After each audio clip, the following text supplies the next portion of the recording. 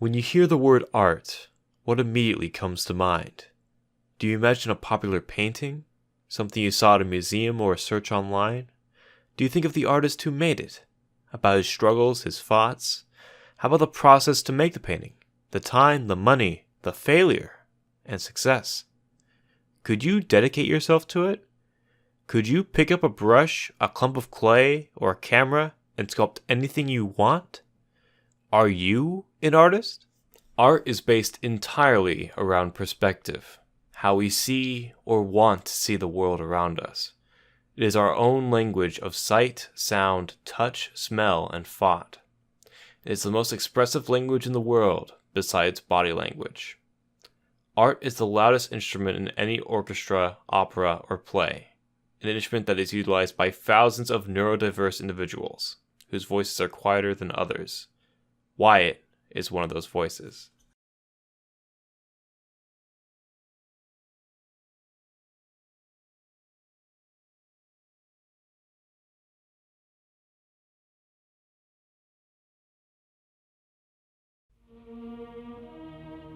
Wyatt is an artist and a personal friend of mine. We've known each other for quite a while, but he has been an artist long before we met. He is very adept at drawing and painting, and has grown an affinity for painting egg cartons specifically.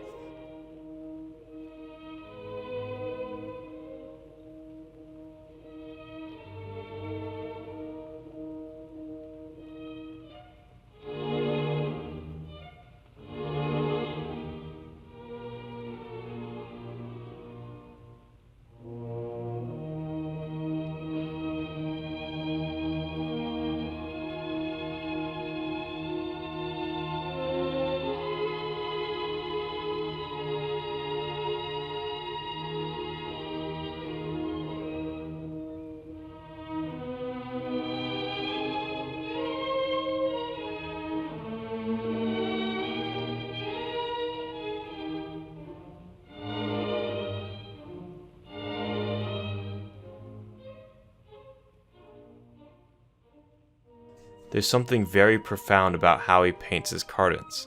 Each spot of paint requires heavy focus. There's hesitation and factors to consider when combining colors. It's almost ritualistic watching him paint, watching him inspect his canvas and decide what color goes where, what patterns should be present.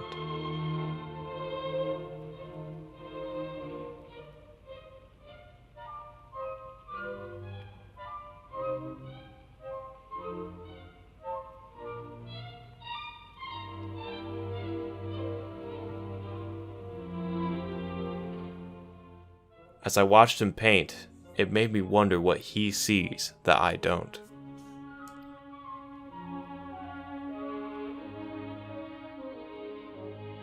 I noticed that when you watch someone work, they possess a stoic face, a face of focus, dedication, and determination.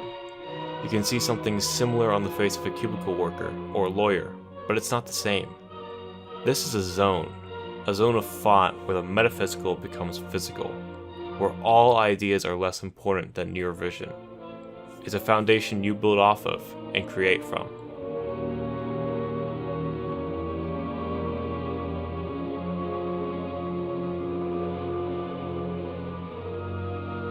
It is highly evident that Wyatt possesses the same zone.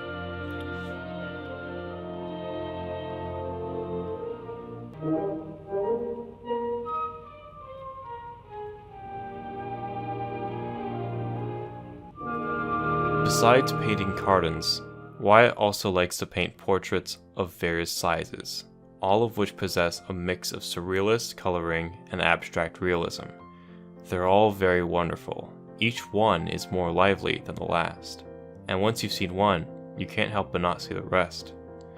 It's very much a collage of ideas, various images of perspective, various objects and scenes seen in different ways. It's not just a gallery of the same picture with different colors. They're all different and appear like they're all part of Wyatt's experiment to make the perfect painting.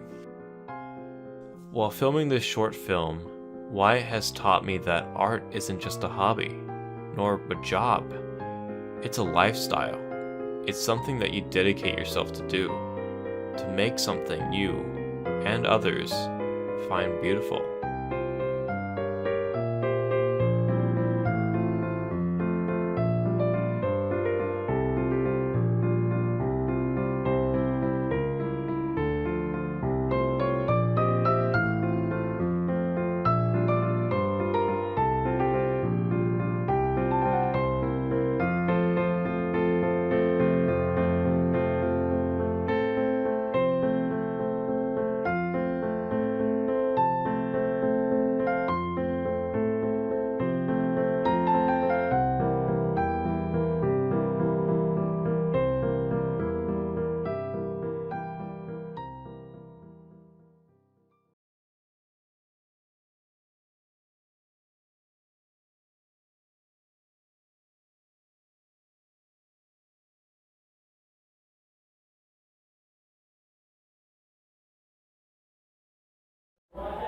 Hi audience, it's Gaiber, the Autistic Traveler, and today I'm going to give you a tour of the Grammy Museum. Enjoy the music and the Grammys. Welcome to the Grammy Museum. The Grammy Museum is an interactive, educational museum devoted to the winners of the Grammys. The museum has interactive touchscreens, video recording booths, and historic artifacts, including costumes and instruments, and audio and visual recordings, as well as handwritten notes from the artists themselves. Interesting, isn't it? In addition to the famous Grammy Museum in downtown Los Angeles, there is a museum in Cleveland, Mississippi. Who knew, everyone? As well as in Memphis, Tennessee, and a Grammy Museum experience in Newark, New Jersey. Interesting coincidence. The Grammy Museum opened up in December 2008 and coincides with the 50th Grammy anniversary. In addition to the Grammy Museum, this place has held over 300 educational events, including programs for young students who want to become artists. Wow, look at the famous Michael Jackson. Interesting fact, you know, anyone who's been to downtown LA Live, the movie This Is It was the first movie that premiered at the Regal there. And I worked at the Regal in Calabasas at the time, and I remember it being advertised like crazy, LA Live. What a great promotion. This place focuses on music events such as Metallica. Look at some of the suits from musical legends such as Beyonce and Whitney Houston. Much like other museums, the Grammy likes to change exhibits. Some exhibits have included the Cirque du Soleil show from the Beatles, Bob Marley, James Brown, Barbra Streisand, the history of heavy metal, Whitney Houston, Ringo Starr, Backstreet Boys, Amy Winehouse. Wow, you see the Mike Curb thing over there? You know, I went to CSUN, and there was a college called the Mike Curb Center of the Arts, which hosted my alma mater, and I got a degree in screenwriting from CSUN. So now we're exploring Peggy Lee. Wow, she lived an interesting life. Look at some of her accomplishments. Her most notable one was Lady and the Tramp. And now look at Bob Marley, a family of his legacy. If you're lucky, you might get to see a special guest such as John Legend and others perform for their fans. And of course, members get priority over non-members. I mean, look at the awards these artists won for best records. I'd be happy if this video won an award. I hope you will appreciate my videos so I can win an award like them. Looks like the Grammys decided to give the Latin artists a chance by advertising their work and showing what they're made of and what inspired them to be the musicians that they are today. And Latins do a good job at performing, and they make their audiences really happy. The Latin community have been composing for the Grammy Museum for over 20 years, and this focuses on some of their accomplishments that got them their Grammys. Latin music has had an international influence, and they feel honored to be partners with the Grammy Museum, according to CEO Gabriel Aroa Jr. Some of the artists who are honored include Ricky Martin, Luis Fonsi, Juan Gabriel, Alejandro Sanz, and Julieta Venegas. I guess this is the award ceremony that the Grammys based on giving their artists their awards. I mean, look at the red carpet event. One day I hope to be on the red carpet for the Oscars, or in this case, the Autism Community. I hope to win a video with my documentaries, with me being me presenting my awards. Look at this exhibit that has to do with a lot of controversial issues that are happening today, such as defunding the police because of what happened with George Floyd 2 years ago. Like now they're talking about the 1965 Watts. I hope you had a good time with me at the Grammy Museum. Do yourself a favor. Instead of drive and spend money on gas, take the Metro. It's cheaper and more energy efficient. Even me coming from Orange County, I take the Metro partially after 30 miles of driving there. On the Harbor Transit line. Thank you, audience, for joining the Grammy Museum. I hope you got an idea of some of this music and what inspired it. I had a good time taking you here.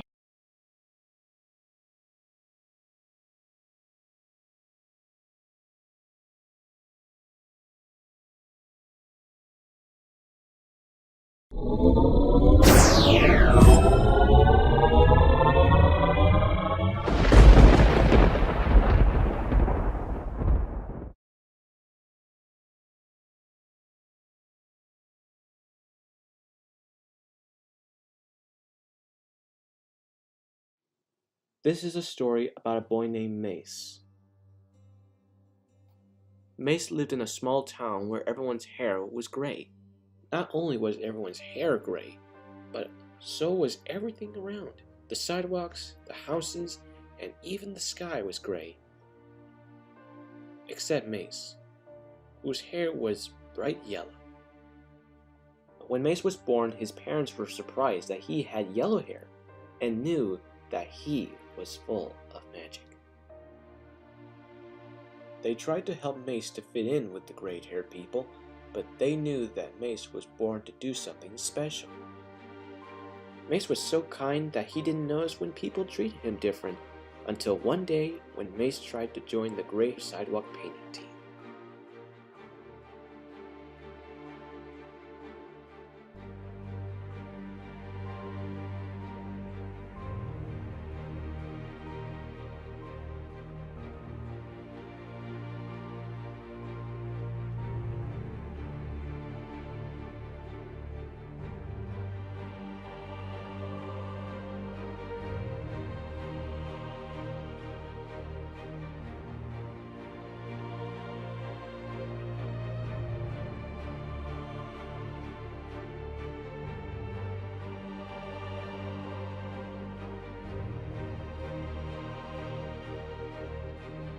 What no one knew is that out in the confusion and loneliness, a magic was starting to grow.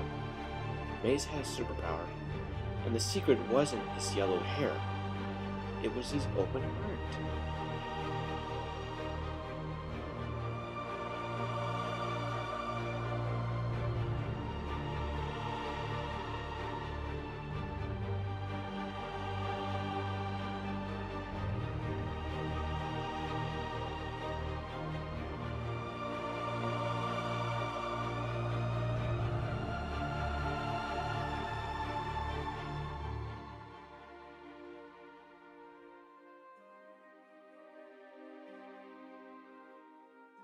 Everyone who saw the colorful sidewalk and Mace's hard work and yellow hair suddenly understood what was missing. Their eyes were open to all the beauty that had been free from them all along, if they could just accept the differences. That day, the town began to change, and the magic became real. Mace no longer felt unaccepted because the gray-haired townspeople learned to love each other's differences. This is a story for everyone. Color your world, be yourself, be kind, and don't ever be afraid to shine.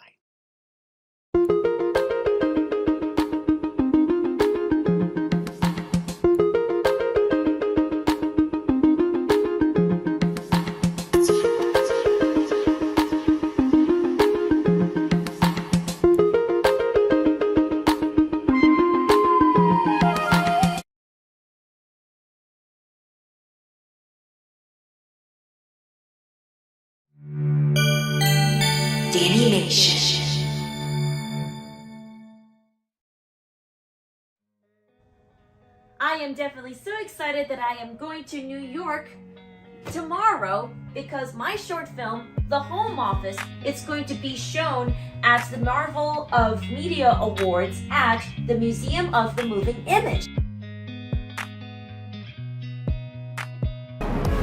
All right, we just finally arrived in New York at the JFK airport.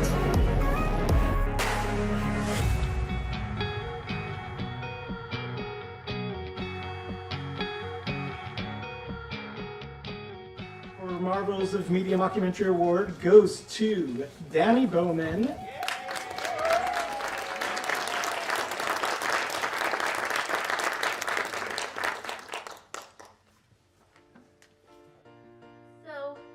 I am Dani Bowman. I am the founder and chief executive officer of Animation Entertainment, an animation company that I started when I was 14 years old.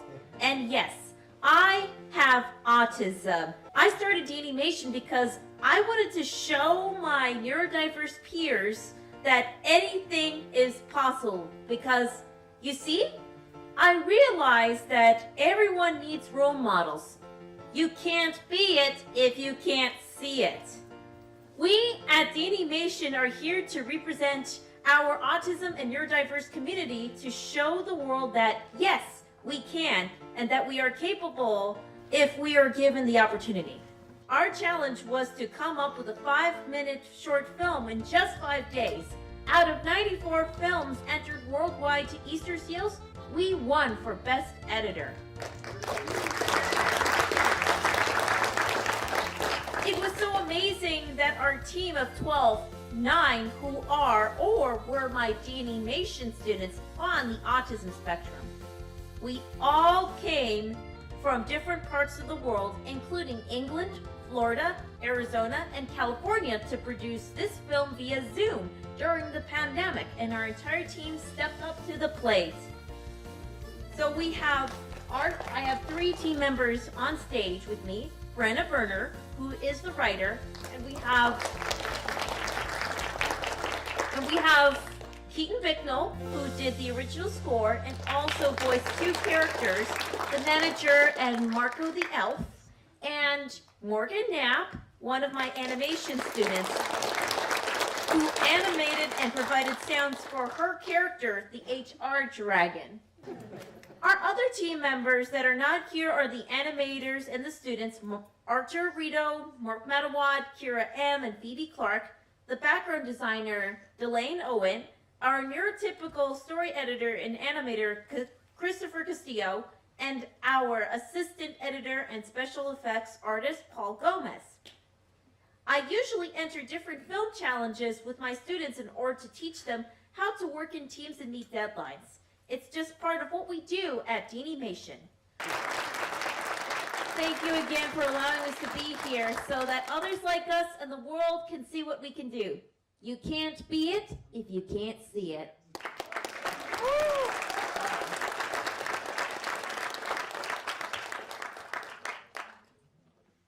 If someone would have told me 16 years ago when I first found out that I had autism, that I would be standing on that stage, receiving an award on behalf of my company, Animation, and my animation students, I would have thought they were crazy.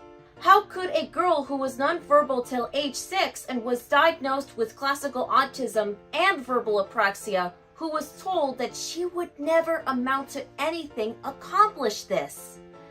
How could this girl have her film displayed at the Museum of the Moving Image in New York?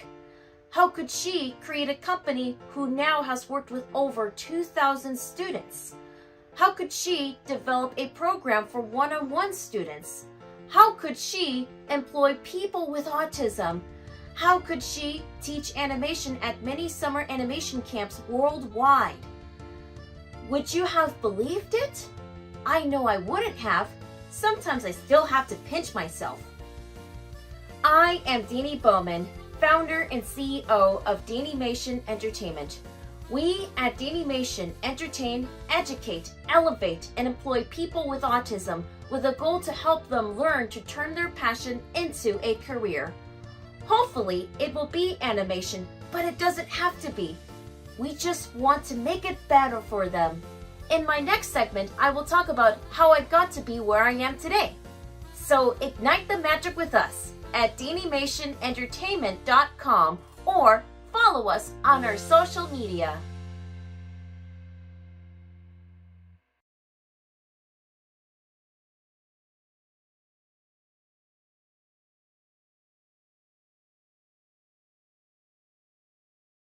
Hello, my name is Jordan. I like anime, manga, my favorite color is purple. Oh, and I love to draw. I'm nice and loyal to others. I respect, people's needs. I try to be a good friend and care for them, when they're having a bad day. When I draw, I wish my drawings could come to life and use their powers to help others. One night, I had this dream that I was in a cave. I walked deep in this dark cave and I saw a wise old man. He walked up to me and said, "The chosen one is you, but with greater power comes greater responsibility." The old man then disappeared into dust. I woke up and saw something strange on the night table next to me. It was a magic purple pencil. A bright light was shining on it. All of a sudden, a voice out of nowhere said, "The chosen one is you. You are now the master of the magic pencil. Use it wisely." "With this new power, I will draw heroes to help save the world. I will unleash the power within me, helping my family, my friends, anyone in need. I love my life." Yes, yes, yes, yes, yes, yes, yes.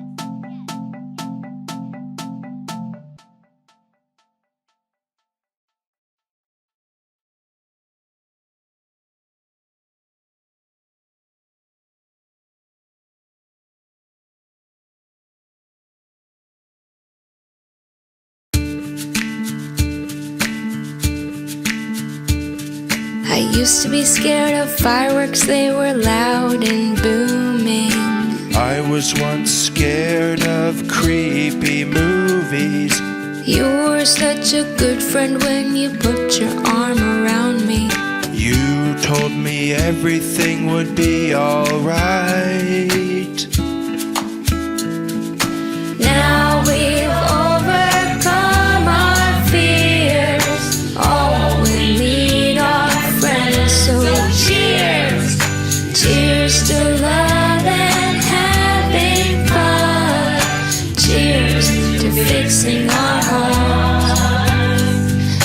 Cheers to healing everyone. Cheers to fixing our hearts.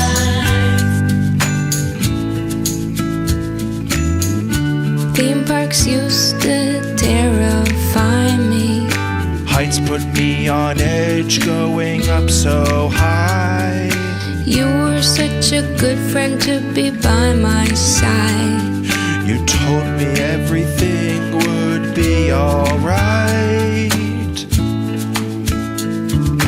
Now we've overcome our fears. All we need are friends, so cheers.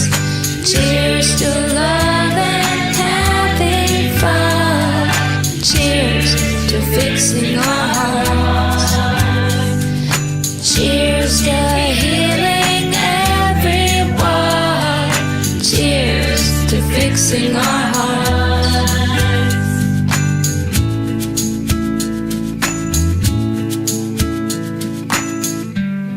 Hey, remember that time we watched Jaws? Jaws! I was so scared of that shark. Well, I told you it's not real, it's just a movie. So it's nothing to be scared of.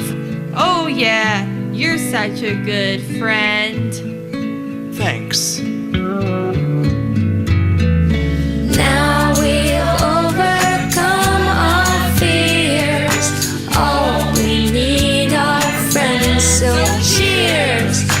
Cheers to love and having fun. Cheers to fixing our hearts. Cheers to healing everyone. Cheers to fixing our hearts.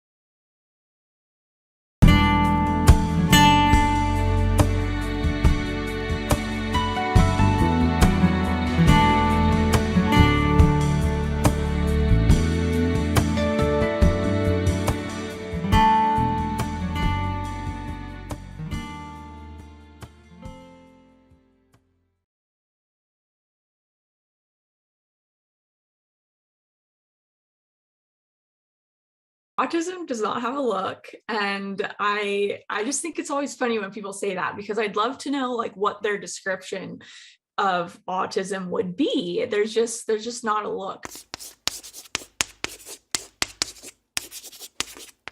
Hey everyone, my name is Carrie Magger, a professional speaker and author. I have autism and also dysgraphia, and I'm really excited to be here with a very special guest. Her name is Olivia Hops. She is a 25-year-old autistic entrepreneur from San Diego, California. We're gonna deep dive into some of the things that she's currently doing today for a podcast called Stories from the Spectrum, content by and for a neurodiverse world. Olivia, thanks so much for joining us today. Oh yeah, of course. Thanks so much for having me on.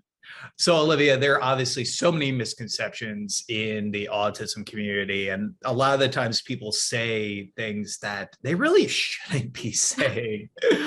Oh, well, you must be really high functioning, like, oh, you don't look it, and then so you must be really high functioning, which is kind of a backhanded compliment in my opinion. I'm sure you agree, because they're basically saying, oh, okay, you have autism, but it must not be that bad. It must not affect you that badly, because you can appear so normal, even though they have no idea that we're masking and everything that we go through. So that's, the next one that can be, pretty irritating for sure. Another thing I'd say, number 3 would be, don't ask if we were vaccinated as a child. It's kind of a personal question. It's like, it's like, even regardless of autism, who is like brings that up, especially with COVID-19. It's like, we're not going, it's like, have you been vaccinated? Have you got the booster? Blah, blah, blah. Right. I know it's a medical question. It's personal, it's private. And obviously there's no research linking being vaccinated with having autism. I don't even know how that got started really. But yeah, it's just kind of silly and shows that they're very uneducated. And it's just like I always say, and my mom says too, like I came out how I am, like no external factor like changed me along the way. So don't do that. Number 4, I'd say don't let's see, I'm trying to think of another bad one. Yeah, there's some crazy ones out there in their community. You hit 3 really good ones. I mean, yes. Oh, go ahead. Oh, no. Another one is when they say like, oh, you must have been misdiagnosed. Like you need a second opinion. Like, okay, you're not a doctor and you know nothing about me. Or if you do, it's just what I'm presenting to you on purpose, because I can mask so well. So yeah, those are definitely irritating ones. Do you have a 5th one that I've missed that is really bad? Yeah, I mean, you hit the nail on the head. I mean, I think all 4 of those, I mean, make a lot of sense. I think other than that, it's like the whole sense of like, oh, you have autism, but you look so normal. And I just think to myself, like, what is normal supposed to look like? What are we supposed to do with that conversation? Exactly. But yeah, so no, I absolutely agree. So Olivia, so obviously there's so many things you shouldn't say, but there are also some great, like, I mean, there's some great books, there's some great films out there in our autism community coming out today. The entertainment world is kind of really seeing autism and being able to highlight it a lot more, especially right now in 2022. What are some of like your recommendations? What is something you're reading right now? Maybe like, tell me a little bit about that. Yeah. So when I first discovered that I may be autistic, the first thing I did was order a book called Aspergirls by Rudy Simone. Really awesome book. I really liked it. It was a very easy read. Olivia, who are some advocates you currently look up to in the community? Are there anyone that you're following on social media maybe? Tell me a little bit about that. Yeah, well, first foremost, I follow you, and you're of course one of my favorite advocates. What you do is incredible, and I mean it. It's not just because you're interviewing me. I completely mean it. I love always getting to chat with you. You're so knowledgeable, and so you're awesome. So very much you. I also follow some YouTubers that I really like. I follow someone, I'm not even sure what her real name is. I mean, possibly, let's see. Her YouTube, it's really grown. It's one of the first YouTube channels that actually watched when I first thought that I may have autism. And she goes by the name, her name's Sam. Is Lumen. Her name's Sam. Yo Samdy Sam. And Cool. She is British, but she lives in the Netherlands, I believe. And she's awesome. She's super, super valuable information and videos. And she does a lot about girls on the spectrum. Another YouTuber, the Aspie World, his name's Dan. He's super awesome. And he talks, he has, yes, he's awesome. So, and he has a lot of resources on girls too, which is awesome. And then somebody that I'd like to mention is a YouTuber, and unfortunately he passed away, and just in December. But I'd love to mention him because his videos were some of the first that I watched as well when I first discovered that I may be autistic, and he really inspired me to go down the diagnosis path and start my own YouTube. And his name was Indie Andy on YouTube, and he's from England as well. So his videos are still up and super, super resourceful and amazing. So I highly recommend checking him out. I kind of mentioned before we jumped on about girl autism. So talk a little bit about just like what you're hearing about in the community and why this is such a popular topic right now.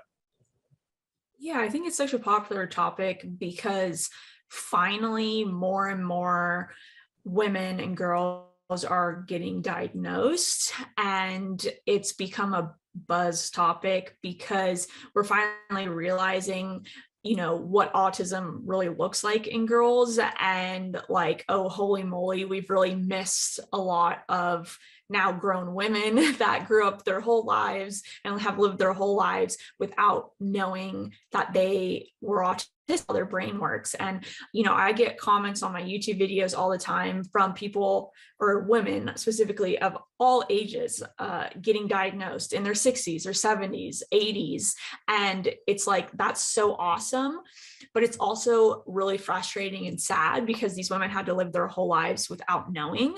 And so I just think there needs to be more and more research done on girls, and get, you know, doctors and specialists better educated on what autism in girls looks like, so that one, more and more women can figure themselves out like I did at 24, and two, so that younger girls can get diagnosed when they're children, so they don't have to go through all the trauma and unknowing while growing up unknowingly autistic.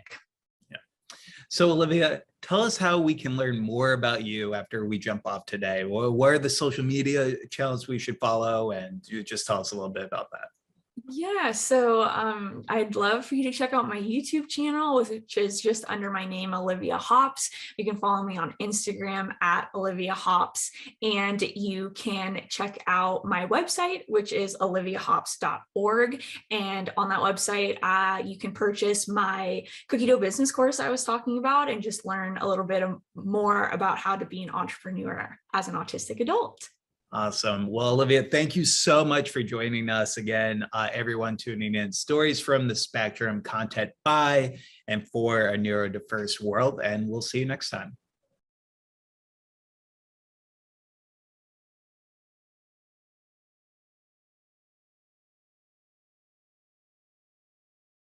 When I was a kid, it seemed like everything I did was something that no one quite understood.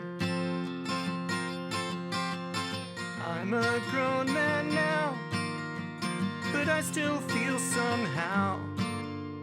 Sometimes it seems my efforts are no good,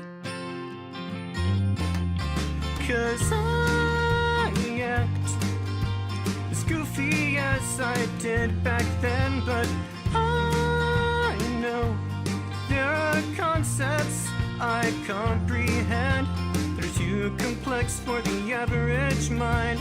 And that is why sometimes I find I need some way to identify who I am.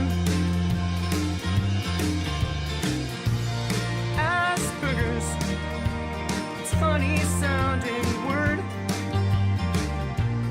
Asperger's, it might seem absurd.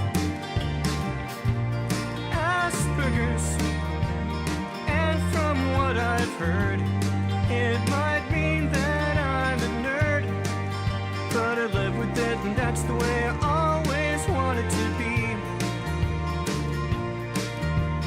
Sometimes I'm kinda shy, other times I'm a talkative guy.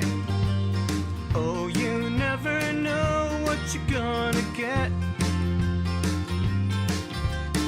Sometimes what I say might not seem so great, but hey, why waste your life always living with regret?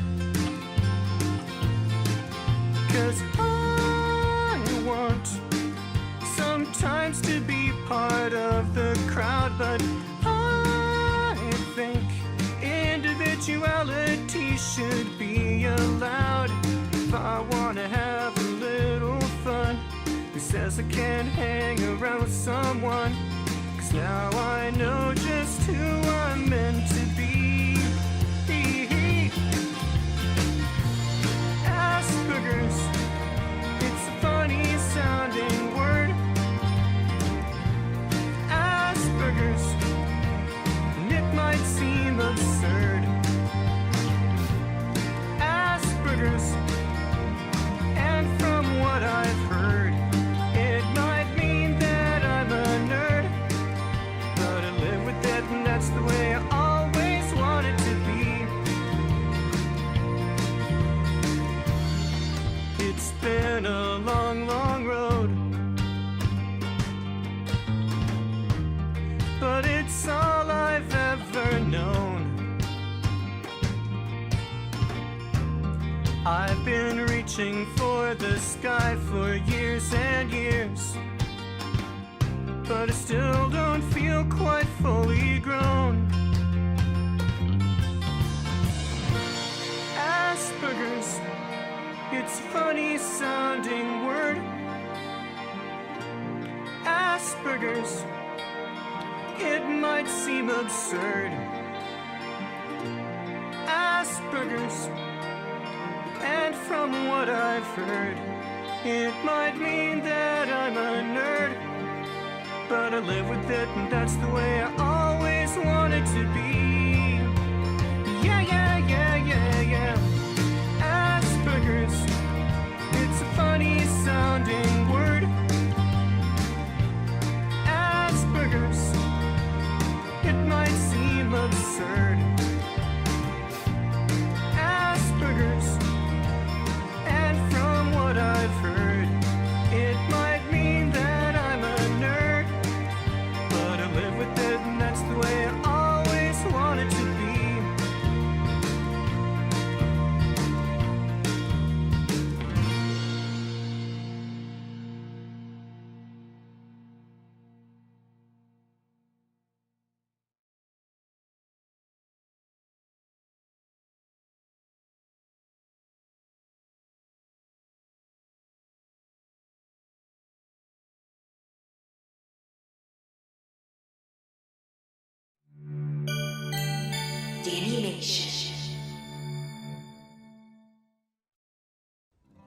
Welcome back! Now I'm going to talk about how I got to be where I am today.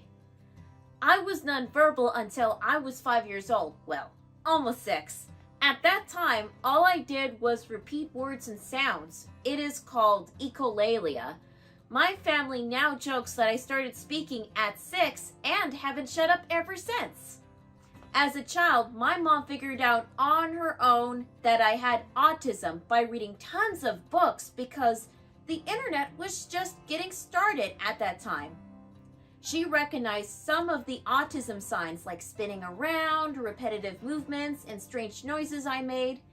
I used to line things up and I climbed everywhere I could climb. She would often find me way on top of the tall bookcase we used to have. Luckily, it was fastened to a wall. There were many challenges that followed when I was finally diagnosed, and my family were told not to expect much from me. That I would never have friends, that I would never finish high school or have a career, along with many more dreadful outcomes that my family should prepare for. In March 2009, my company Danimation Entertainment was fully launched with the assistance from my aunt and uncle. My original goal for Danimation was to just be like many major studios like Disney or Warner Brothers. However, I encountered the grim statistics of people with disabilities.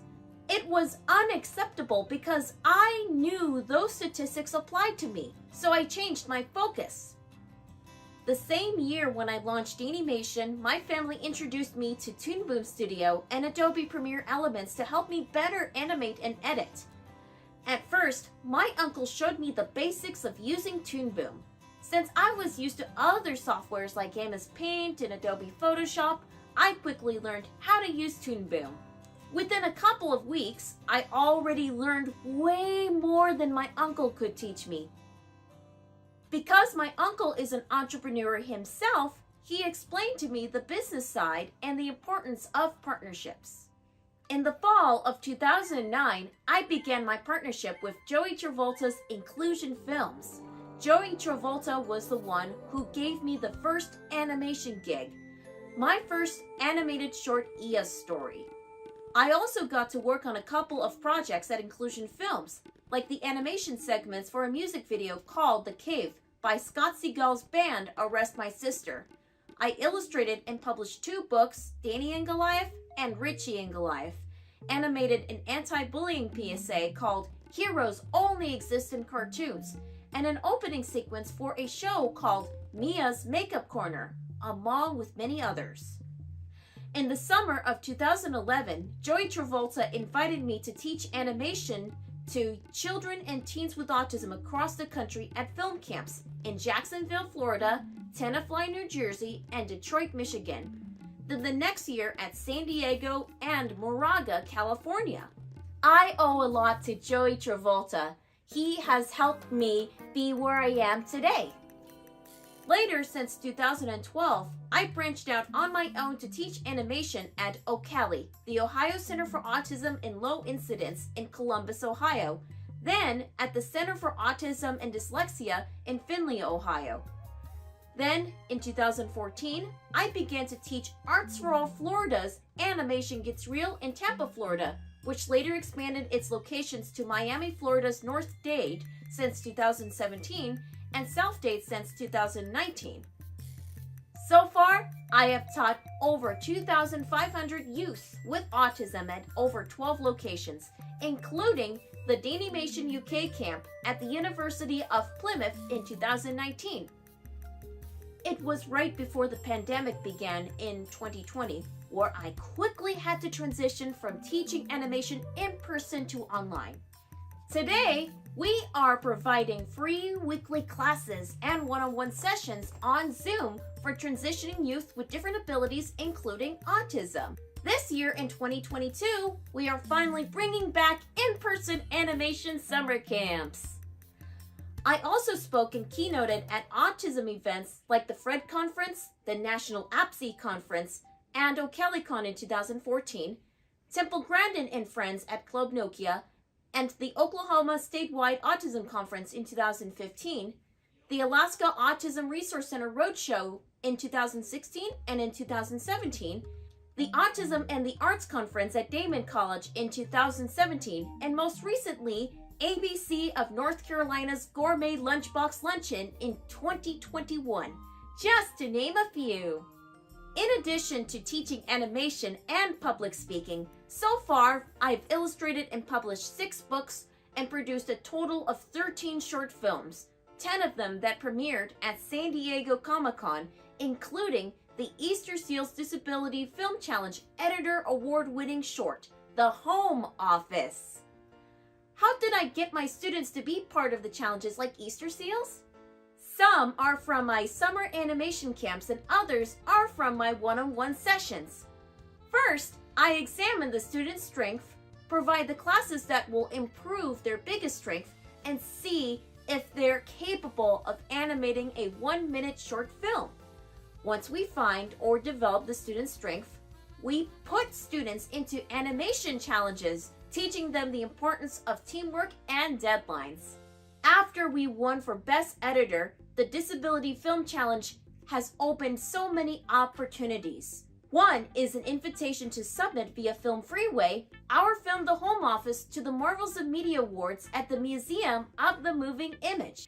And we were selected! That's how I got this film to be shown at the Museum of the Moving Image's Marvels of Media exhibit. This year, my team of 18 people, including my students at Animation, entered the 2022 Easter Seals Disability Film Challenge in the theme of superheroes. This film is called Super Nachos Supreme! It is about two guys about to embark on another chill night of gaming and grubbing on the couch. After they ate those weird gas station nachos that grant them superpowers, the boys suit up and set out to save the day their way. But when they try to do good, they're so bad at it. You can see it at the Easter Seals Disability Film Challenge YouTube channel, Instagram, and Facebook, and it's coming to film festivals near you. Fast forward today, I've overcame many obstacles to earn my BFA in animation and an MBA in Global Strategy and Leadership in 2020 from Woodbury University. Now I am striving to get my PhD in Positive Developmental Psychology, focusing on autism with a thesis on how my animation company made a positive impact to the autism community. One last thing to say. Remember, push yourself because no one is going to do it for you. However, that does not mean you cannot get help and assistance from others. Nobody does it alone. Get a strong team behind you of people that really believe in you and your mission. Go to many events and conferences to help you build your passion. And don't listen to the naysayers. If they say you cannot do this or you cannot do that, just look straight at them and say, "Yes, I can and I will. Just watch me." So my advice to all of you, if you don't have a passion, find one. And it's okay to ask for help. Remember, anything is possible. If I can convert my passion into a career, so can you. For more information about our animation workshops and one-on-one sessions, ignite the magic with us at DanimationEntertainment.com or follow us on our social media.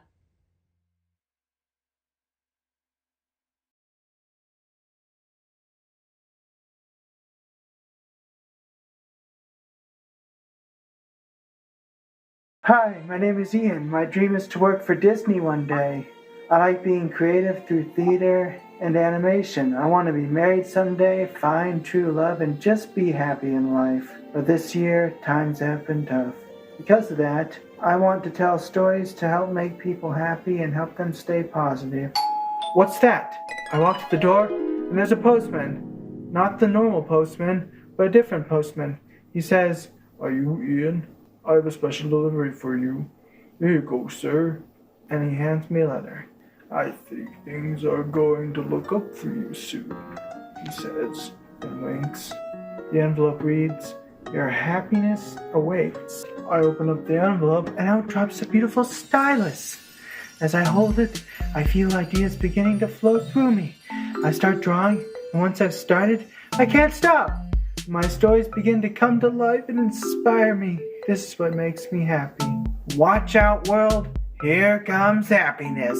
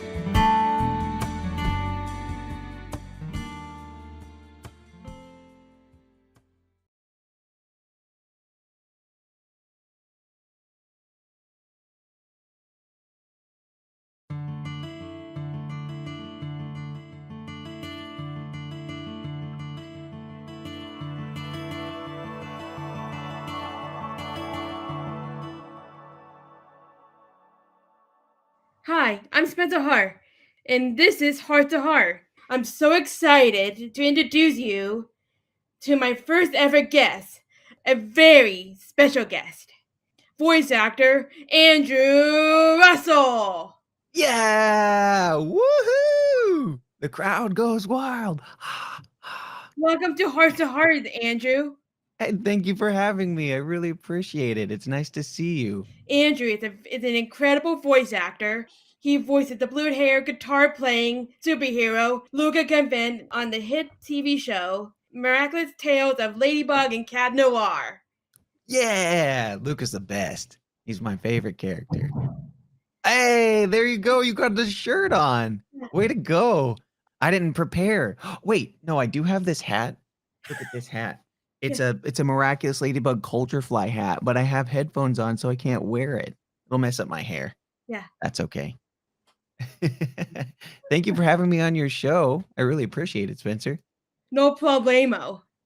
Hey. I'm excited to have you. I'm super. Oh, speaking of, wait, first of all, everybody should know that Spencer has been a really awesome person in my life thus far and made me this awesome pin. I don't know if you guys can see that. There it is. It's a little Luca pin. Wait, hold on. It'll clear up there. It's a little Luca pin. You see that? And I keep this pin close to my side, right over here. I have a little Luca shrine with little trinkets that people have given me over the years of my favorite things, and that's one of them, and I keep it close by. That's so awesome. Yeah. I love it. If you haven't seen the show, yet, you're really missing out. It got everything: a love square, superheroes, villains, music, a lot of emotional highs and lows. It really got all. Can you tell a little bit about the show and character you play? Absolutely. So Miraculous Ladybug is an amazing show that has brought so much life and joy to so many people around the world. It follows the adventure of Ladybug and Cat Noir, and the character that I play, his name is Luca Cofain, and he is actually he's also holds a miraculous called Viperian. And basically what happens in the show is you see Marinette and you see Cat Noir or Adrian go through all their adventures, and they have a bunch of friends and sidekicks and all kinds of people. And Luca is one of those people. He's one of the close friends of both Marinette and Adrian. And I've been in the show for 4 years now. It's been pretty great. Wow. And where can people watch the show? They can watch it all over the place, really. They can watch it on YouTube, on Netflix. I'm sure it's on Disney somewhere floating around. They can find it all over the internet. Just take a look and search around on your favorite way to consume videos and media. Season 4 had ended. With such a cliffhanger. Are you working on it now? Are you working on season 5? Oh, I am working on season 5, and it's I gotta tell you, I was blown away by what they did at the end of season 4. It was really, really cool, and there was a lot of like mystery and things happening around what happens with my character Luca and what he knows and what other people don't know without getting anything away. And really, I'm looking forward to seeing in season 5 if we develop that at all and like what happens next, because there's so much potential of what's going to happen. I am so excited to share with you guys. Can you give us a little teaser what's gonna happen? Maybe this is for the hardcore Miraculous Ladybug fans. Maybe the cucumber will remake an appearance. Woo! I love it. I'm a cucumber. Cucumber. Hey, you nailed that. That was a great impression. I know you're in a game called Genshin Impact. It's a really popular video game right now. I'm playing it too. Are you working on anything else right now? That's awesome. Yes, I am. I actually have a session today and on Monday for a really popular game. I can't tell you what it is because I've signed what we call NDAs, a non-disclosure agreement, where I can't really talk about it until it comes out. So this is a really exciting game that I'm going to be sharing with you. But I will tell you, it's kind of like in the world of like Genshin Impact. I loved working on Genshin Impact. I actually played a bunch of characters over a variety of different sessions for that game. You can find me all throughout the world. I actually got to voice the character. His name is Yosurf, which is this little boy's lost dad. And it was really funny because I stream games on Twitch sometimes. And when I first started playing Genshin Impact, I found the little boy in the game, and I didn't know that I was going to play his dad. And I started going on an adventure. And in this adventure, you find these journals, right? And these journals, like, they have stories, and the dad's like telling, like, oh man, I'm climbing up the mountain, and I hope that I make it okay. I love my family, stuff like that. On my Twitch stream, I was just playing around reading the lines as if I was his dad, who at the time wasn't in the game. And then when I got cast into the game, I went into the session, and the casting director and the director said, "You're going to be playing Yosurf, who's the lost boy's dad." And I was like, "Did I will this into existence? What happened?" It was amazing. So I had a great time doing Genshin Impact. That was a lot of fun. Do you like voice acting, voicing animated shows or video games more? That's a tough question because I really enjoy animation for a lot of the high energy, over the top, like really fun charactery sort of work. And then I love video games because they're much more grounded in a cinematic universe. So things like Genshin, or even this game that I made called Lost Ark, it's very cinematic in their storytelling, although the character is still really heightened and really like over the top dramatic sometimes. uh that character still lives in a very grounded place. So approaching it from an actor's perspective, it's much more challenging and much more exciting for me to play a video game character, because I get to really dive into like the voice of a Umarian dwarf in the distant lands of Arcasia, or a goofy character, but I have to make them realistic, and that's a challenge. It's very difficult, but it's a lot of fun. How do you become a voice actor? Do you always want to be a voice actor? Isn't it your dream? Of course, yeah. I've always wanted to do voice work. When I was in 7th grade, actually, I started playing video games a lot, and something clicked like that in my brain once I was playing a game and I heard the characters and I said, "Those are people getting paid to be voice actors. Like, this is a career." And from that moment forward, I started looking at video games in the perspective of an actor's perspective. I started listening to the way that they're doing things and doing all that stuff. So all my years of doing theater and musical theater was all leading me to try to learn and hone in on my craft and get to the point where I could be a voice actor. And that's where I am now. And I love it. And I think anybody who wants to do it, what they have to do is just start working on things now, start practicing now. And there's no time like the present. There's no better time to look on YouTube. There's all kinds of resources on TikTok and all that stuff. As long as you're really hyper focusing and looking for the content that you want to be looking for, you can learn how to do anything right now. So I say go for it. Now we're gonna play a little game called This or That. It helps our audience to get to know you better. I shout out two things, and you can pick one you'd like the best. Okay? Great. Pizza or burgers? Pizza. Summer or winter? Summer. Sweet or savory? Sweet. Cats or dogs? Oh, dogs. 100%. High tops or low top shoes? Low tops. That's so cool. Thank you so much for being my guest today, Andrew. I think you are really awesome and super talented, and it was an honor to have you on the show. Well, thank you for having me, Spencer. It's really, really, the pleasure is mine. I'm so happy you asked me to be here.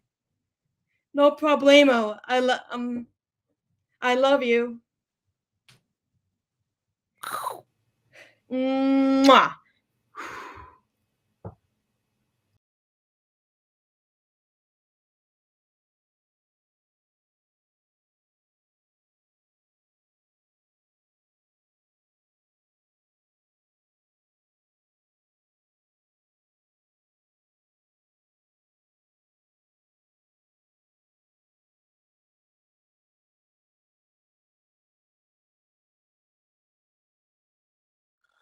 Hi, my name is Chris Dani. I am an actor and stand-up comic. I've been in dozens of commercials, a few films, and I've performed at a few comedy clubs in Southern California. Oh, and I am also autistic. Now, I love going to professional car shows because, in addition to seeing all the new models before they hit the showroom floor, there's also the concept cars you don't get to see anywhere else. And those are some real nice ones. But I also like going to the amateur ones where they bring their pristine classics or their rat rods or even sometimes their scratch-built customs. But either way, I get to see under their hoods, talk to some of the owners, and I'd like to take you on a little tour of some footage I shot the last time I was there.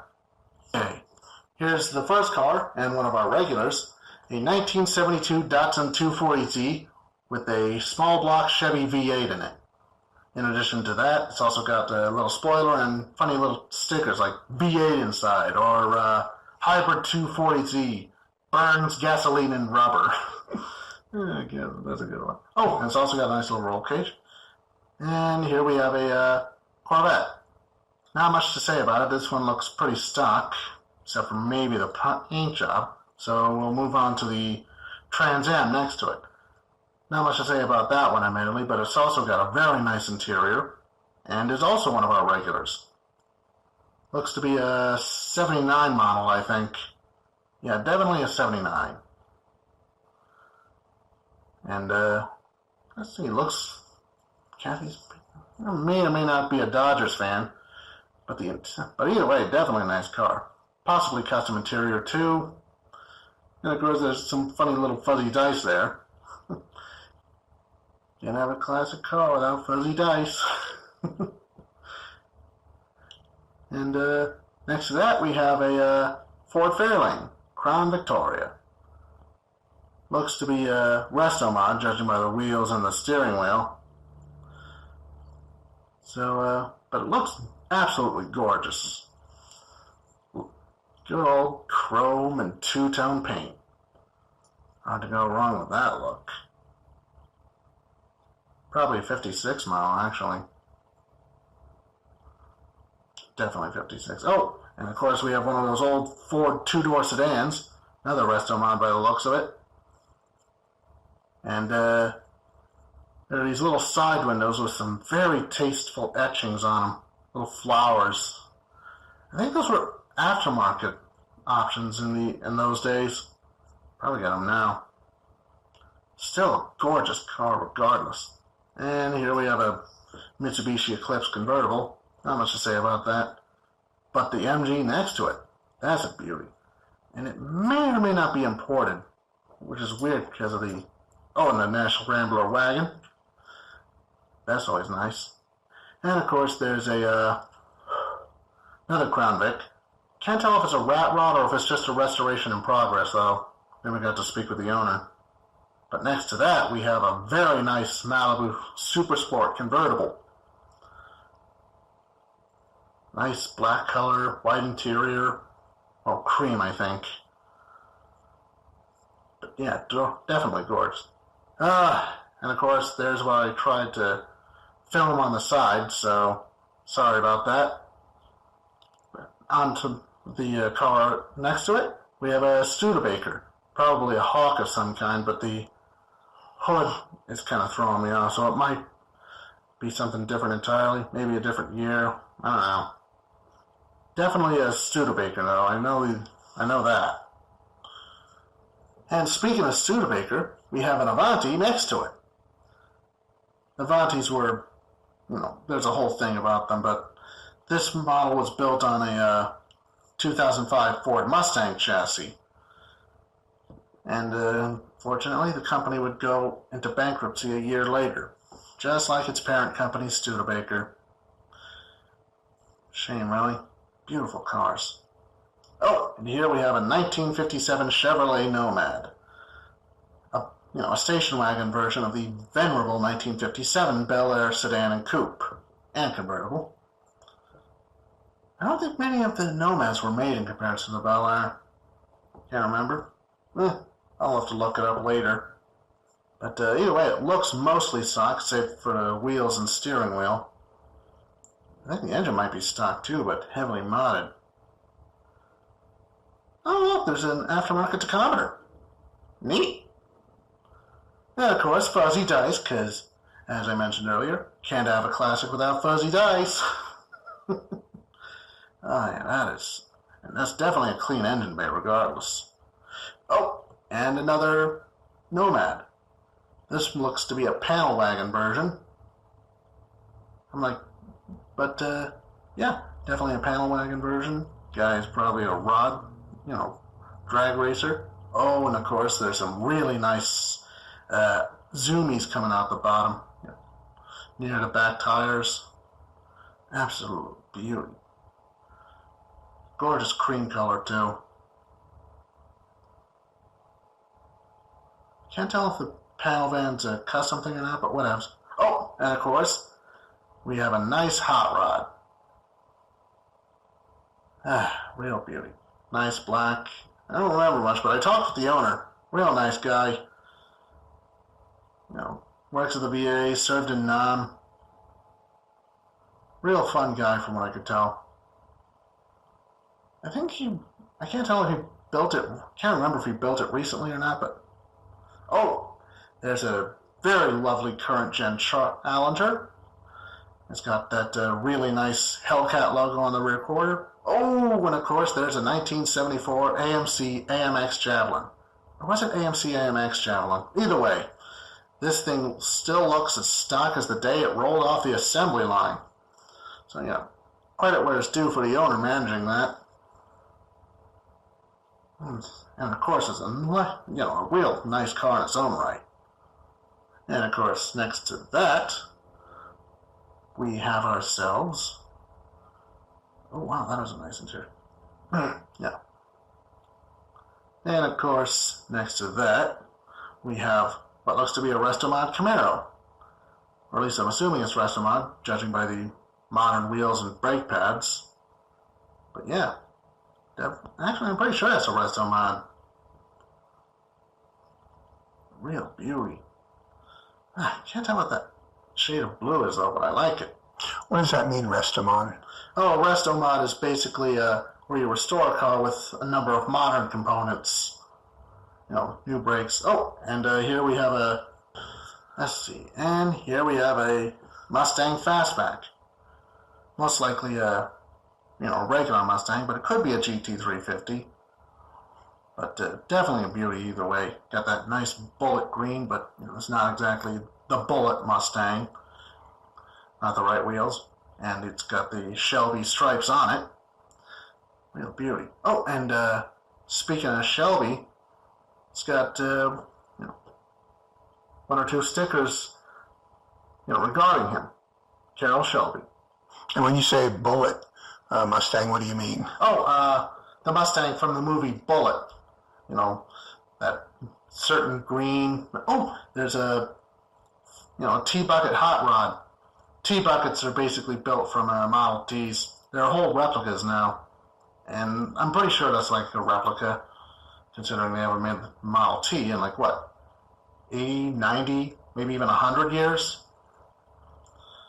But it's always possible that might have been passed down through the family, but I'm willing to bet it's most likely a replica. Oh, and of course, here we have a 1957 Ford Thunderbird. Pretty much everything is stock. Not a single ounce of new stuff except for the interior, but even then, that's a factory color, at least according to the owner.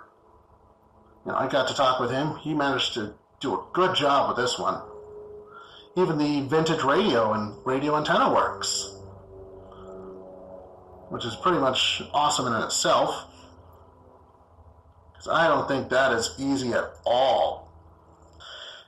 And that's the end of that particular tour. I hope you enjoyed seeing cars old and new, and I hope I sparked an interest for you. Here's to hoping I'll see you at the next show.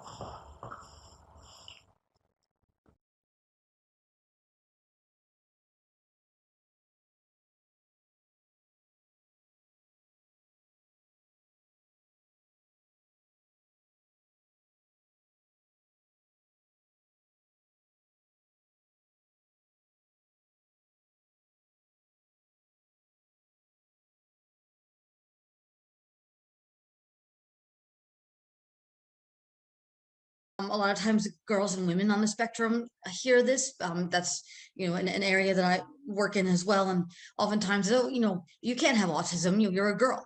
And again, that is just out of the diagnostic ratio of 4-to-1, with more boys than girls being diagnosed.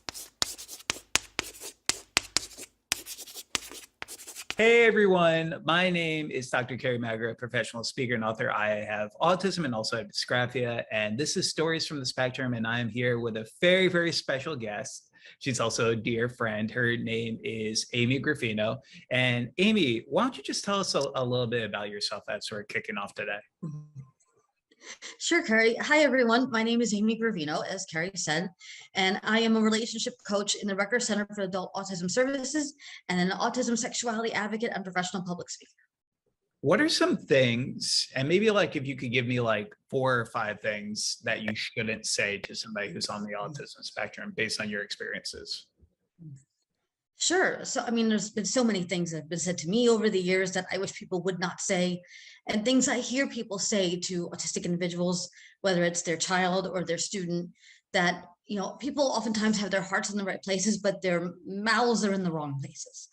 And a lot of it, I think, ties into the expectations that we have or don't have for people on the spectrum. So, saying to someone, oh, you're so smart, I would never know that you had autism until you said something.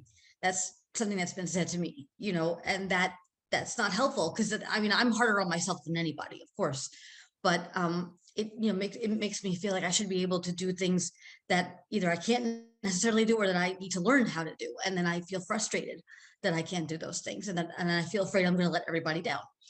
Also, you're autistic. You're not capable of empathy.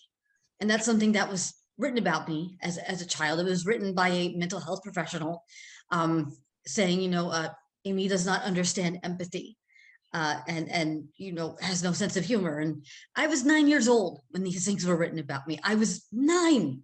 I was a child, and this person decided this about me. And I think that just speaks to a general theme of not making, proclamations at all about autistic people, because we tend to have this, preconceived idea that when somebody's diagnosed, if they're a child, for example, that's where they're always going to be, that autistic people can't grow and change. And that's not true. It's simply not true. So, and for many mental health professionals, they are informing parents' perceptions of their children. So you have to be very careful about saying these things, not just to an autistic child, but to their parents, to, anybody who is going to be shaped and informed by what you write. The team at the school that works with the child, the paraprofessionals and the speech pathologists and whoever else. You have to just be so careful. And again, I think that just speaks to an overarching theme. I see this with lots of adults talking about autistic people when they're in the room, as if they can't hear them. Or in the room. Yeah. Or yeah, exactly. Well, the whole idea about empathy, it's just some of the kids I work with and some of the adults who are close friends with me all on the spectrum are some of the most empathetic people I've ever met. So being able to be mindful of that, I think is really, really important. So Amy, so obviously you have a wide range of expertise in the world of autism. For parents, educators, and just our general society, what would be some books, some films maybe, that you would recommend to people to learn a little bit more about autism?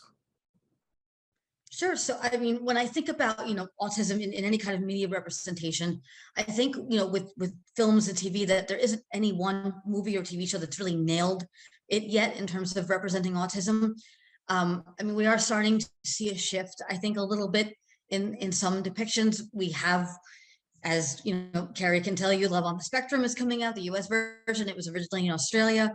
And what I like about that is that it is showing autistic people as they authentically are. This is, we know that there is an element of scripting to some reality TV shows, but autistic people are genuine people, I think, by and large. And so we're getting something that's very refreshing, and that is people representing themselves and being, who they are, barring any editing, shenanigans. But like The Bachelor, in terms of fictional, yeah, exactly. But in terms of fictional depictions, I don't think I've yet seen one that like totally nails it. There was that show Everything Is Going to Be All Right. I heard a lot of, right? Is that the one? I heard a lot of good things about that. Yeah, Everything's Gonna Be Okay on the Freeform. Everything's Gonna Be Okay. That's it. I like that. Yeah, that got canceled, I heard. So I Yeah. heard positive things about that. But you know, in the books, there's a lot of books that are written by people on the spectrum, which is like a really great thing. I think, you know, there's so many books you can read about autism, but you get something really different and really raw and authentic when you read books that are written by autistic people. Leanne Holiday Wiley's Pretending to Be Normal is a seminal book. It's absolutely outstanding. Temple Grandin Thinking in Pictures was one of the first, I think, that came out written by folks on the spectrum. And it is, you know, again, she is a product of her time, Temple, and the world has changed, you know, since that came out, certainly. But Sure. and then, of course, Carrie, you've put out books that, you know, I know have been really helpful to a lot of people. And I myself am, you know, currently authoring a book called The Naughty Audie. Yeah, The Naughty Audie. Yeah. I'm so excited to read that book whenever it does come out, because it's, you know, I often talk about relationships, but what I think you've hit the nail on the head on, which a lot of experts really just don't even want to talk about, is sexuality. And I think you've kind of championed that cause within our autism community. So I'm really excited to hear what you think about that topic specifically. Some great recommendations. Temple Grandin's Thinking in Pictures was kind of one of the first ones I also read when I was 19 and trying to disclose to more people about my autism diagnosis. So obviously we have the Temple Grandins of the world that we can follow. Who are some other autism advocates that you currently follow in the community who either inspire, educate, just all of the above, really? Well, there's a lot of amazing advocates out there, both who are on and off the spectrum. And of course, immediately one that comes to mind is my dear friend, Dr. Peter Gerhardt, who is an amazing man.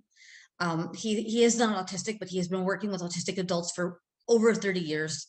And he is like the authority, as far as I'm concerned, on adults on the spectrum. And he's a passionate advocate. And he has, most importantly to me, the reason why I mention him is that he doesn't just work with autistic adults, he is friends with autistic adults. You know, he's not just seeing them as clients or patients or students, they're friends, you know, so he sees us as human beings. And I think that's just so important. It sounds like a basic thing, but it's not. And he's one of my closest friends, consequently. Again, there's just so many amazing people out there. Dani Bowman, who is also in Love on the Spectrum, she's great. I mean, has her own animation company, and she's come so far in the years I've known her. Like, she's just grown up in front of me. She was a little baby, and now she's all like, I know, woman sized and everything. It feels so weird because we gave her a scholarship when she was going to Woodbury, and now I'm just like, now she's on a show talking about being in relationships and talking to boys. And I'm like, I'm not ready. I'm not ready. How can people learn more about you and your journey, and what would you like people to know about you? Oh gosh, so I guess, you know, because when I give presentations mainly on autism and sexuality, that's kind of my dedicated special area of interest and research, but I present on other topics as well, you know, growing up on the spectrum, entering into adulthood with autism. And I always try to emphasize the fact that this is a journey, and that as far as I've come, I am still learning. I dislike the word expert very strongly for this reason, because to me, expert is a static word that confers with it an authority that cannot be challenged. So I like the word specialist more, because we're learning so much all the time about sexuality. We're learning so much all the time about autism. So I don't think any one person is a true expert in that authoritative, you know, sense. And so I don't have all the answers, and I want people to know that no one person does have all the answers.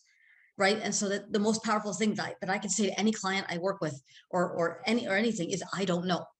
I don't know the answer to that, but let's find out together. Right. That's what it's all about. It's about growing and learning together, and all of us being on a journey in this way. I love that. And to help those who are walking the path I was once on. So. Yeah. Well, And it's also very humbling when you can say, like, I don't know all the answers, and you don't pretend to know all the answers, because I know many experts in the community who really think of themselves in that way. And, Oh, yeah. you know, it's not doing justice for the community. And we like to talk about autism and authenticity a lot. You know, let's just make sure that we're trying to do that.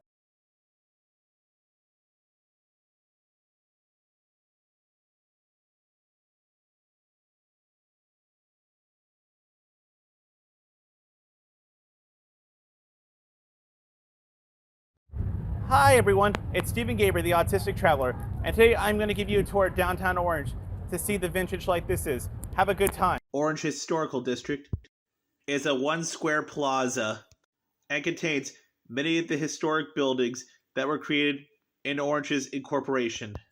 Orange is a vibrant commercial district that contains the original bank and oldest operation soda fountain. This historic district was placed on the National Register of Historic Districts in 1997 and is the largest National Register historical district in California.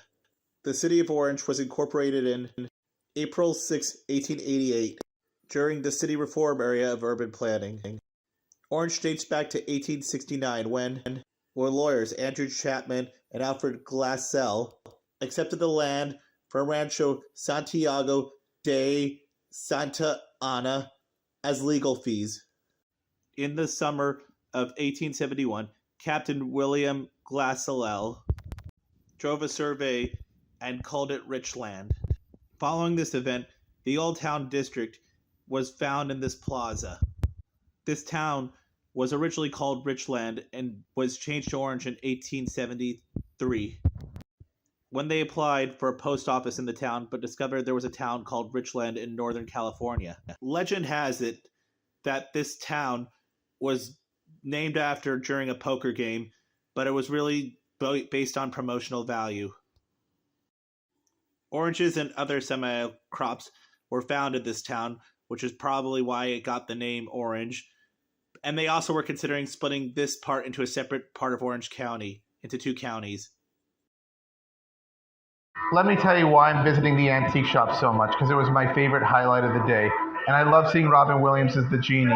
You should buy that.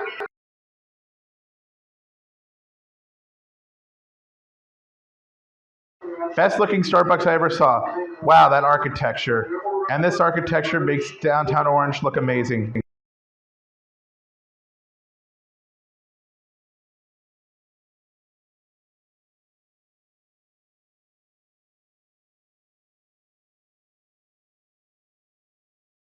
Welcome to downtown Orange. One could take the Metrolink all the way from downtown Union Station in Los Angeles to Santa Fe Depot in San Diego. Much better than driving on the 5 freeway and spending gas money. Wow, those gas prices are expensive.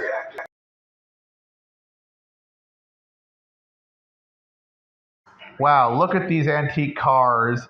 They're very nice old looking cars. Thank you for checking out the Orange Circle with me. I hope you had a good time. Oh look, a mariachi band trying to make money. Antique shops.